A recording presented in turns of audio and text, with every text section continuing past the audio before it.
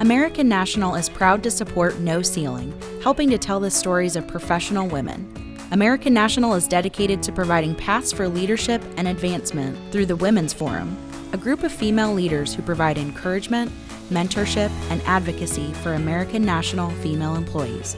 With 4 corporate locations in Galveston and League City, Texas, Albany, New York, and Springfield, Missouri, the opportunities for leadership advancement are vast. American National believes taking care of business starts with taking care of its employees.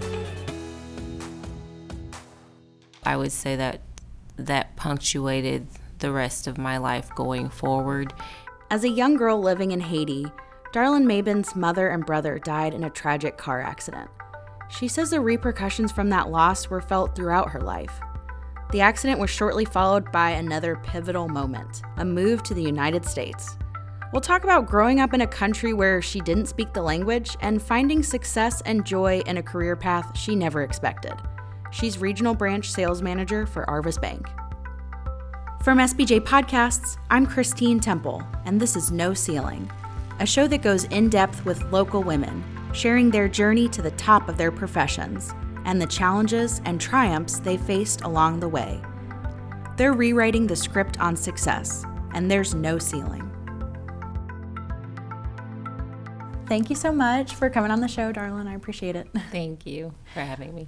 So let's start. We're going to go all the way back to the very, very beginning of your life because you were born in Haiti. Yes. So tell me a little bit about your family, too, because one thing that has kind of impacted your entire life is a tragedy that happened when you were really young. Yes. So tell me about your family and then that incident that happened with your family. Well, I am actually native of Port-au-Prince, Haiti. I was born there in the capital city. I am one of 3 kids. My father and my mother were, of course, originally from Haiti. Mm-hmm. I have an older brother and I had a younger brother. My older brother and my mother passed away. We lost a lot of family members in a truck accident on August. In the month of August, we were on our way back to celebrate my youngest brother's birthday. And if you know Haiti, it's not necessarily, they don't have taxis. They have these trucks, and you get them and they take you here, there, or whatever. And as we were passing another vehicle on the side of the mountain, ours rolled off. So we lost my mother, we lost my older brother, we lost cousins, and my aunt passed away as well. So it was a pretty big deal. I would say that punctuated the rest of my life going forward. That incident, so that left myself as the middle child. I became the oldest, and my younger brother, who was 2 years old at the time, and my father as well. So you kind of alluded to this, how it's affected your life and your career, but I mean, at the time, do you remember the impact as such a small girl to lose your mom and the only other female in your family too, and your immediate? Yeah, I like to think that I remember everything from that point forward. My dad doesn't believe me, but I think those type of tragedies do, kind of put a pin in your life, and you can see it from that point on forward. I would think that moment for me, I think I remember the accident. My dad will swear I don't, but I think I do. And from there, not having my mother, I can look back and say that not having her has affected me going forward, good or bad, good, bad, or indifferent. So I can recall, memories, and I asked my dad, do you remember this? Or do you remember this? Was that my mother? And he's like, no, that was your aunt. Or I do remember, I would tell him I remembered the house that we grew up in. And I actually went back after the earthquake and I described it, and it was exactly as I remembered it. But for me, as a girl, growing up with a younger brother and having my dad, it was hard for me because I think I was always trying to figure out who I was, because as a woman, having your mother and a mother figure is a big deal as you're developing. So I think that has always carried into my present, is my constant desire to know who I am with the absence of my mother. And, tell me a little bit more about your upbringing there, too, because you didn't, you moved to the States, but going back to Haiti, a lot of us think of it as an extremely impoverished country. So what was that experience like for you? What did your dad do for work? I didn't know it was a third world country. Yeah. I honestly had no clue until I got to the U.S. I mean, that was my reality. It's who you are. So my father was one of 6 kids, so it was himself, and he had 2 other brothers. He worked for a cruise line. So he was making, I guess you would say, U.S. dollars while we were living in Haiti. So I never knew that we were, living in a third world country. And it's a completely different place today than it was when I was younger. Okay. It wasn't, it's been through a lot, the country has been, and it has so much room for improvement. But I remember, going to the beach. I remember, playing with my cousins, my brothers, and having those experiences. And we had, because my father is working on a cruise line, my uncle is also working for a cruise line. So we had more than one home. I went to private school at a young age. So I never thought that this was a third world country that I was coming from. I was happy. I was, I think I was, from what I can remember, living the dream of any kid, playing outside and doing those normal things that kids would do. So I had no idea that this was a third world country until you fast forward and I moved to the U.S. And even then, I don't think in my mind I felt that it was a third world country. I don't think I learned that until I was in school. And okay. I thought, you go through school and you learn about the different countries in the world, and you're like, oh, well, that's news to me. Yeah. But okay. The country itself has deteriorated over the years due to poor leadership and things like that. So going back after the earthquakes, it's a completely different world than I remember. And so how did you guys come to the U.S.? Well, my father fell in love. Yeah. So here we are living on the island and I guess living it up as I thought. And my father remarried, and she was from Missouri. So they met on the cruise line, fell in love. It's kind of, I guess, the Love Boat episode is what I would kind of reference it back to. And we moved to Grandview, Missouri. And I'm not talking about like we visited in Turum. I mean, we literally uprooted to Grandview. So one day I'm a child in Port-au-Prince, Haiti. The next day I am living in the U.S. So getting off of that airplane was a shock. It's, a shock to your system. I don't have palm trees anymore. I have, oaks and different, yes, trees. Everyone speaks a completely different language outside of what my brother and I are communicating to each other. We were about 6 or 7 at that time. So we're, still young, young children. So it was a big change. It was a big change overnight. So, and we did go back in the summertime, and we would spend the whole summer there with my grandmother, who basically raised us from the time my mother passed forward. We basically we spent summers with her, so that was an adjustment too, because you move to the States, you don't speak English. You learn to speak English, and then you go back for a summer. You forget everything you learned, which that was a little bit hard for me as we were younger. But as we got older, the trips were less and less, and going back to Port-au-Prince and basically. So you're 7 years old when you move here. So you're starting school, and you said you didn't know the language. I mean, so do you remember those first few months of school, or the first day of school, and what that was like? I remember the first day. Okay. It was scary. You have to understand. I do not speak English. I speak enough to be dangerous, like to say no or yes. I remember the first day I was in first grade. That's the grade I started in. And it was terrifying. I could not speak a lick enough of English. So I'm sitting in school, and I remember having a stomach ache, but I couldn't communicate to anyone that I was not feeling well.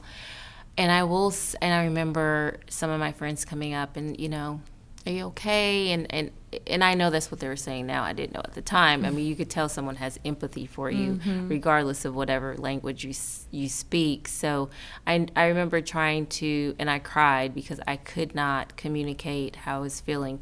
And for the life of me, I mean, it could have been anxiety. It could have been all kinds of things. But that was my first day of school. So then how did that, you talk about your mom and wanting to kind of please her in the way that you mothered, or the way that you thought she would have mothered you. Talk about that experience of being a mom yourself, because you have kids, and was there a lot of pressure that you put on yourself in becoming a mother? Having kids helped me with that. Okay. I think losing my mother as well. Because then I got to be a mom that I think, again, that I think she would have been to me. And understanding that for me it's crazy, but I actually didn't see a picture of my mother until I was in my 20s. I never knew what she actually looked like until I received a picture of her from my uncle, who was her brother. So that helped, knowing that, we looked alike, and we were very similar in our appearance, and you get some sort of solace from that. Being a mom is just, I think, is part of my purpose on this earth. My kids, every parent thinks their kid is special. I get that. But being their mom has been a gift. Being a mom to my two girls is, if I would say healing, I would say that's punctuates that healing thing for me as a mom, because I get to be for them what I needed from her. So let's go back to your childhood too, because so of course you're growing up in the United States, and I'm curious, like, what you envisioned for yourself as a career, and beyond being a mom, because that was really important to you, but what did you think that you were really good at?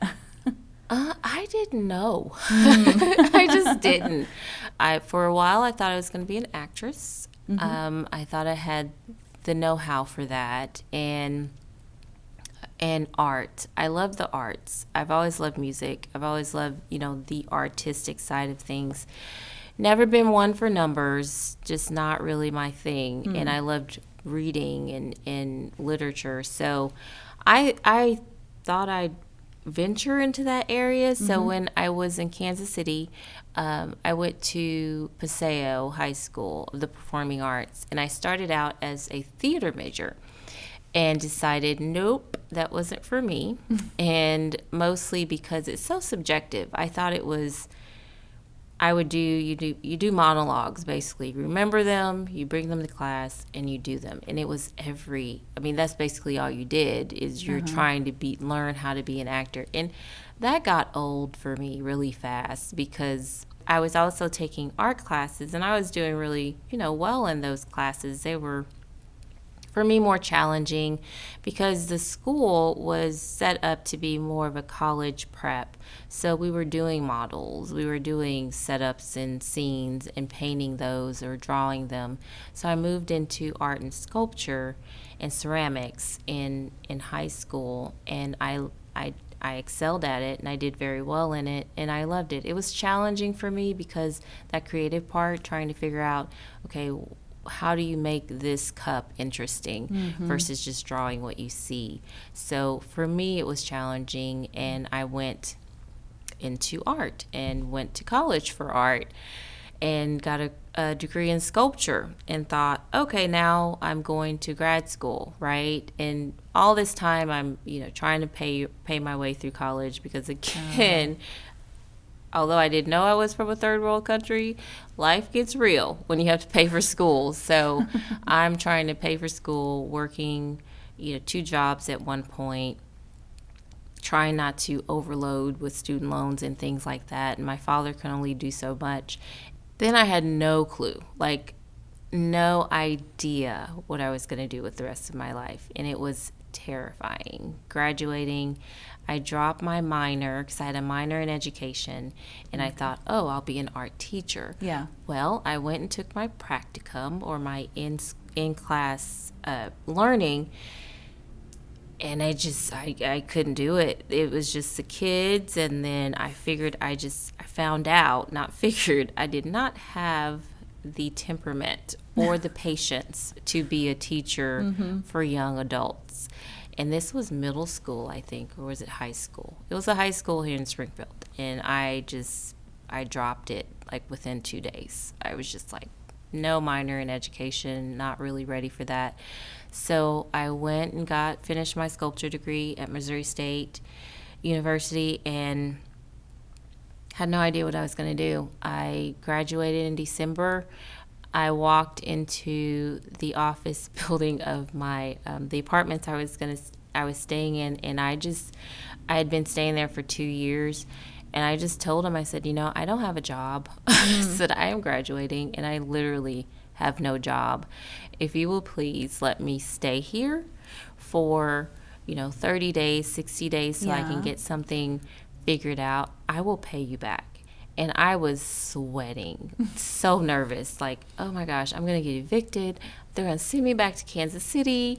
I'm going to be living in my dad's house and no prospects. And he said, okay. And he said, yeah, go, let me know how it goes, and let me know when you find something, and we'll, get you caught up. And I was shocked. And I'm just, okay. And got my degree. In December, I started working actually at Chase. I think at the time it was called Bank One. It was a credit card company, the one down. I started working there in their contact center. And I had just met my husband in February. And I still thought, what are you going to do with the rest of your life? I hated it. It's 18 months of, it is for some people. But for me, I like natural light. And I felt like I was in a cubicle. And while they were, you could put pictures up. And you're kind of stuck to this phone for 8 hours in the day, or however long you're there, and I couldn't do it. And I had a friend, an acquaintance, say, hey, we're hiring for a teller. Would you like to apply? And my first thought was, no. No, I don't want to go into banking. I'm an artist. I'm an artist. I'm waiting for it to come to me. Something's going to come, a museum gig, I don't know. And I said, okay, yeah, because it was going to pay. I was going to get out of the cubicle. And I thought, until I get this job, until I get the job, I can do this for a little while. And I started in a Walmart in-store.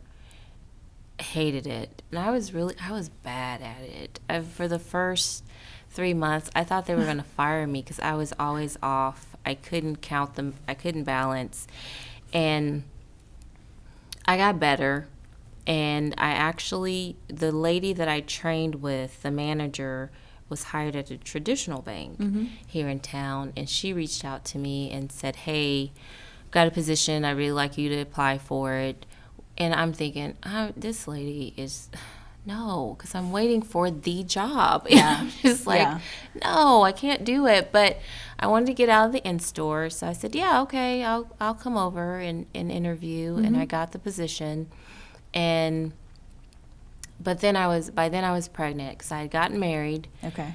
I was pregnant with my son, and I came in, I said, hey, I'm expecting in about 6 months. I was very upfront. I said, I don't know if you still want me to work here, but I'm going to need to take off to have my baby. I said, I'm going to come back. I told her, I will come back. I'm not that person. I'm not just going to, freeload off the insurance. I'm going to come back. And she said, okay. She hired me, and I did. I worked the position and everything, and I had my son. 3 months into the job, she asked me if I wanted to be her assistant manager.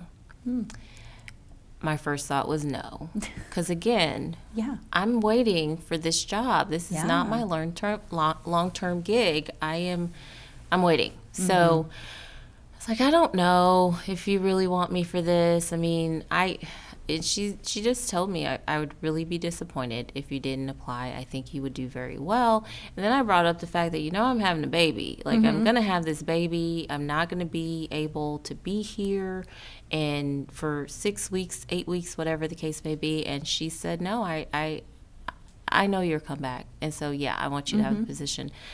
So I said, yeah, okay, I'll take it. I interviewed, and I got the position, had my son, and I remember one memory I have is that we were rolling out a new software, and I was on the retail side. So we're rolling out new software, teller software, and it was on a Saturday. And I said, well, I have to bring my son. She's like, okay. I said, I don't have a sitter, so I've got to bring my son to the rollout. And she said, okay. I remember we have all these techs running at all these computers, and I took a blanket out, took my son out of the car seat, and put him on the ground. So he's just toddling on this towel in the middle of the bank, and I'm just, trying to get this software on every computer, and they were fine with that. And I think for me, that kind of punctuated moving forward as a banker, because I always thought, okay, I can't do this management job because I want to have children, I want to have a family, and honestly, I don't know if I want to stay in banking this long. So, but being able to juggle the two, I think that moment for me was like, oh, maybe I can do this. Maybe I can be a manager and be a mom all at once and do a pretty good job of it. And this was just at the assistant level. So when that went well, and about a year into I probably was with them a year, they approached me about being a manager, like managing my own location.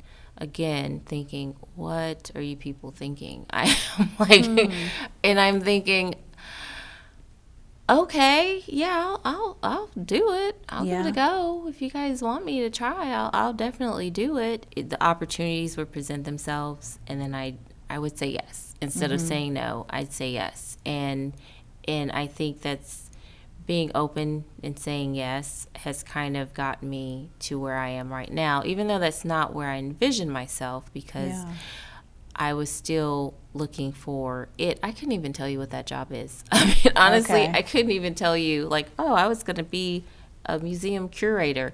I just thought, I didn't know where my path was, but I didn't think it was in banking, if that makes sense. So I kept waiting for this door to open that was outside of banking, and it never opened. Yeah. So, was there a point that you stopped looking for what it was, and you just were like, oh, maybe this is it? You would think. Took a while. Yeah, it did. Okay. It did, because I was always looking at job openings and thinking, oh, well, maybe I could do this. Or, I could go. I did look for jobs with art and museums, but for me, in living in Springfield, there's not a lot of those. Right. So I would have to uproot and move, and we weren't ready for that. I don't think I really settled into looking for that until I figured out what I love about my job. And what I love about it was developing people. my first job as a branch manager, I can remember working with my team, and I wasn't the best manager. If I'm being honest, I was a bit. You take those DISC profiles and you figure out where your communication style is, and I was a high C D, so everything was, there's an order. We check it off. Everybody needs to do what they're supposed to do. Yeah. I remember my supervisor coming in and sitting down with me. If this will explain, I think this is the best way to explain who I was at the time. And she sits down across from me and she says, "I need to talk to you." Like, yeah. She said, "So such and such quit." And I'm thinking, oh, okay. I had no idea. She had literally went to lunch. And I guess in the interim of going to lunch, she went to HR and gave them her keys and just said, "I can't work for her." And she came into my office and said, "Well, she quit." I said, "Oh, okay." I said, she said she couldn't work for you and that you had no feelings." And I said, "What?" So I'm thinking to myself, she said, "I think, Darline, the thing is that you're a thoughtful person, but when you talk to people or you interact with people you don't know, you can come off aloof." So I think the word aloof is the word I would use to describe my management style in the beginning, which isn't a good one if you're managing people. Yeah. Mm-hmm. So I had to teach myself how to be better about that, or whatever the case may be. I've always been the type that if I'm going to do it, I'm going to do it well. Yeah. I want to be the absolute best at it, regardless as to what that is. And with management, I took that approach, like, okay, if I'm going to do this, how do I become a great manager? And I had other managers that were doing, really well. And I just kind of, paid attention to what they're doing, kind of talked to them. How do they relate to their teams and things they were doing as far as team builders and things like that, so I could be better at my job. And when it became more about developing my team, that's when I realized that, okay, being a banker for retail banking is not so much numbers for me. It's more I'm developing entry level, because it is entry level. When you get a teller or a new accounts person, they're usually starting out in their careers and moving on to something else in the bank or somewhere else. So I approached it as, how do I help this person get to step B or step C, much like myself starting out, trying to figure out what am I going to do with the rest of my life. When we come back, Darline discusses how networking helped her connect with a career in banking, a career choice she never saw herself pursuing. Support for Season 1 of this podcast is provided by presenting sponsor American National Insurance.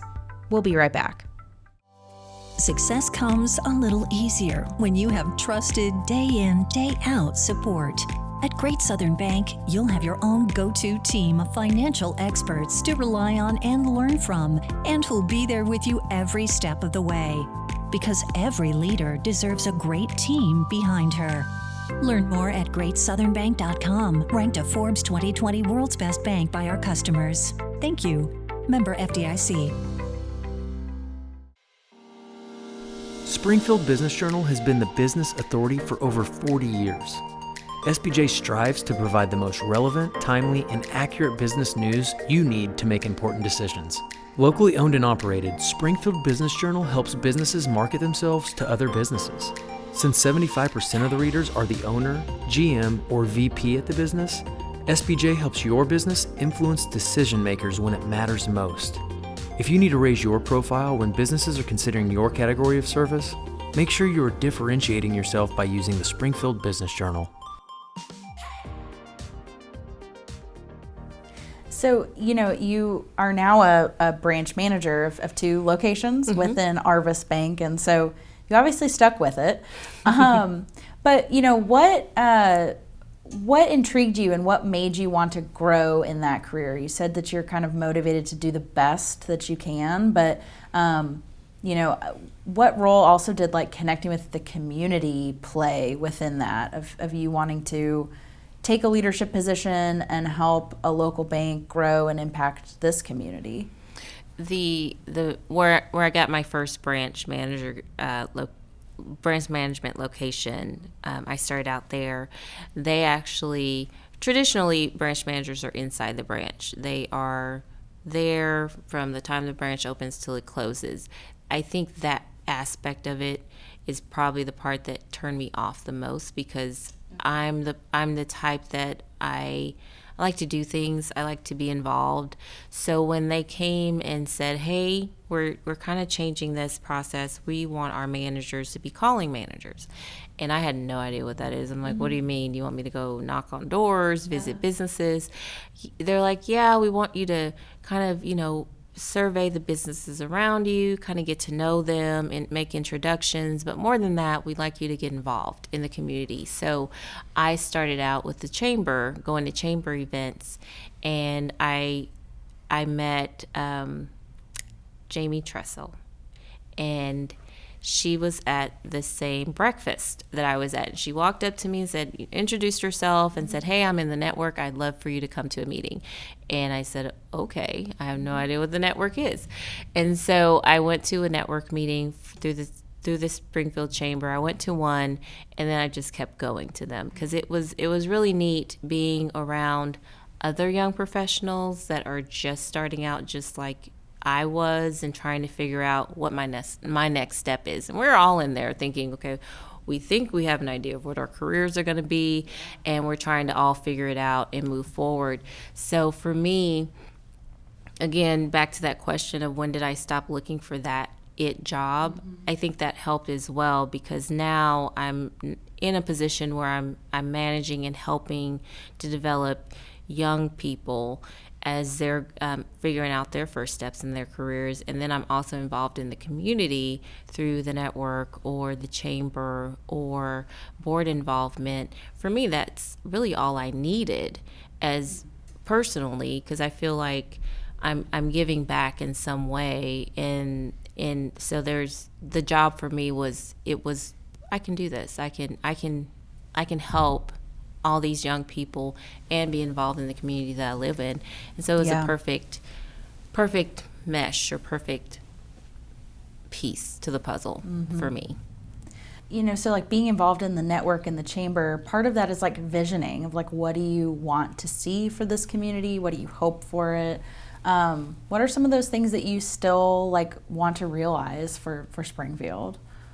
It's a lot different than, I've been here since 2000, so it's a lot different from then when I was a student than it is today. So it has come forward. It has come forward as a community. Do we still have a long way to go? Absolutely.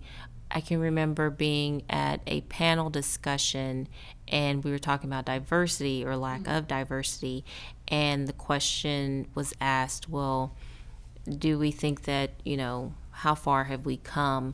And one of the panelists was, I think he's from the community, grew up here, and he's like, well, I think we've come a long way, but we have so much further to go.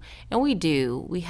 We're by far not as diverse as we could be as some communities, but I think that we're making the right strides. I think we have enough people, young professionals in the community that were in those network at the time that are moving into those leadership positions that can help to move that needle, if that makes sense. So for Springfield, I'm here because I want something that's safe for my children. I want something that is going to allow them to grow into the people that they're meant to be.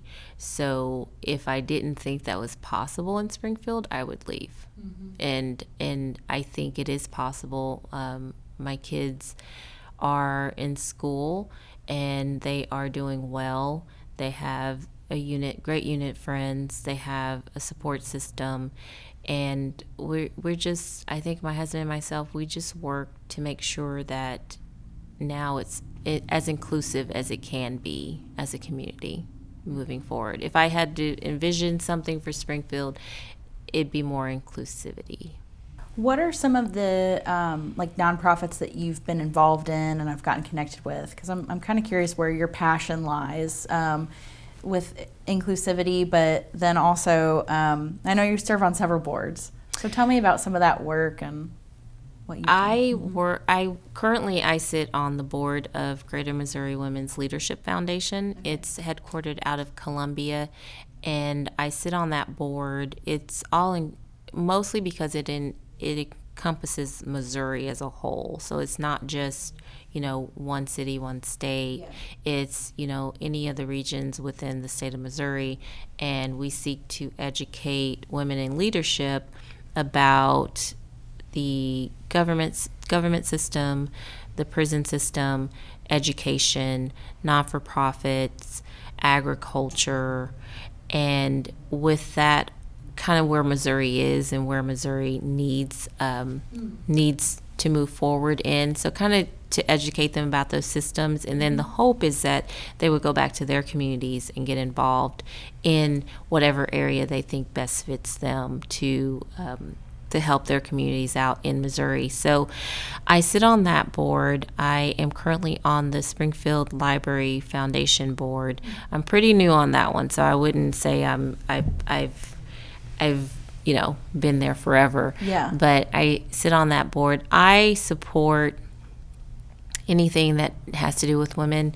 or advocacy for children. Okay. So that Child Advocacy Center is a organization that I support a great deal. Harmony House,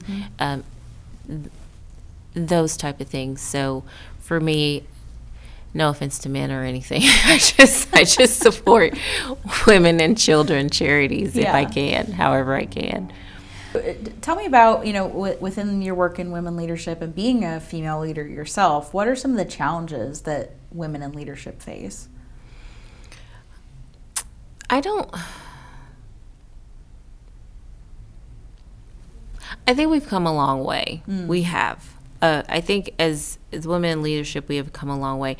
I don't necessarily know if those same stereotypes have been dealt with, if that makes sense. I think as a woman, you still deal with those. For me personally, as a woman who's a leader, I'm constantly thinking, okay, well, women, we want to please people. So you're thinking, well, what does this person think? Or did this person take this the way that I intended for them to take it? And I think we second guess ourselves, and because women sometimes are viewed as nurturers. So I think when you come off stronger than that, that's a challenge for women in leadership. It's just how women are to behave, or how women are received. I think it's still an obstacle personally for women in leadership roles versus how men are received in the same roles. So I think those same stereotypes and those same kind of expectations are under the surface, but they're not, in your face. So for me, I've always been drawn to very strong personalities, strong women, and I've always been that one person that everybody's kind of scared of would be my best friend, because I just think, oh my gosh, they are so amazing, because they're strong, and their strength can sometimes be taken as, too direct, or to this or to that, but really they're just strong, maybe opinionated, and they, are who they are. I've always also been drawn to older women, and maybe that's my, losing my mother at a young age, but some of my closest friends are 10, 15 years older than me, if not more. But I've always been comfortable in that type of company, because I think there's great deal of wisdom in as you age and as you learn as a woman. I I love watching women in leadership for me personally, so I can grow as a woman in leadership. So I think sometimes you can also get back to, do women in leadership support other women in leadership? And is that support there that we're supporting one another in those roles and being happy for someone who is getting promoted or, doing well and being that cheerleader for women when they do get those positions versus, looking for ways that maybe they're not qualified for this or for that. It has always boggled my mind when because as a manager you get applicants. It's always boggled my mind that honestly I would get male applicants that are so underqualified, but in their minds they got this, like they can do this job. But women, when they can step up and do a position, you're convincing them that yes, you can do this. And I've had that happen with the women that I manage, saying, hey, you need to apply for this position. You can completely do this. Yeah. And they doubt themselves, like, well, no, how do you think? Yeah, you can completely do this. I work with you. I know exactly what your capabilities are. You can completely do this job. Whereas there's men that aren't as qualified that have already turned in their applications and ready to get that position. So I think as women, we kind of handicap ourselves because we're always looking to be perfect for this role before we step into it versus just, looking at your abilities and knowing that your abilities will get you to where you need to be. So I think all those things play a role of women in leadership, both good and bad. And I think as women, we need to really build each other up so that when those positions do come up, you're getting it or someone is getting it. So we're not holding ourselves back. Just talk about how you've seized opportunity in your life and taking opportunities that come your way and maybe they're not what you expected, but because I think there's probably a lot to learn from that, of people that are starting their career and thinking they know exactly where they want to go, and if this isn't exactly it, then I don't think that's the right thing to do. And so just talk about that concept of taking opportunities when they come to you. That's a good way to put it. I think that's the sum of total of my career is taking the opportunities when they were presented to me, even though they weren't presented in the way that I thought they were going to be given to me, because if I had waited for that who knows where I would be today, because it was, hey, we think you'd be good for this, and being able to say, okay, yeah, I'll do it. And it's good to have people around you that do believe in you and your abilities. For me as a manager, it's important to me to work for an employer that respects my abilities and my ability to do the job that they've asked me to do. And that trust is important for me as well, because I've been doing this for, over a decade. Lord, I'm old. But it's just having that trust and taking that, and it's important. And as I have college students that are graduating with various majors and degrees, and they're out there thinking, okay, well, I have an education degree. That means I'm going to be a teacher. I have a teller who worked for me who has an education degree. She's a branch manager. She's very happy. I mean, she's happy. She's a good branch manager. She's married and has her family. So that's not necessarily the path that she thought she was going to take. And I would say that's the biggest thing in life, is that you what's that saying? Man plans, God laughs. And there are some people that, go into accounting and they're accountants, and that's great for them. But there's a lot of people who really just don't have a clear idea of what that path forward looks like. And being prepared to take those opportunities that are given to you is a huge part of growth, because you might think you're going to be on this side of the fence, but you end up on this side of the rails, and you're doing well. So for me, it may not be an art. I may not be drawing pictures and putting up in galleries, and who knows, maybe I'll do that when I'm 70. I don't know. But right now, I think being able to step outside of my comfort zone, being able to see myself doing something that maybe I didn't think I could do has been a big part of where I am today. And I love what I do today. I get to interact with people. I get to help people. I get to help move young people along to whatever their next steps are.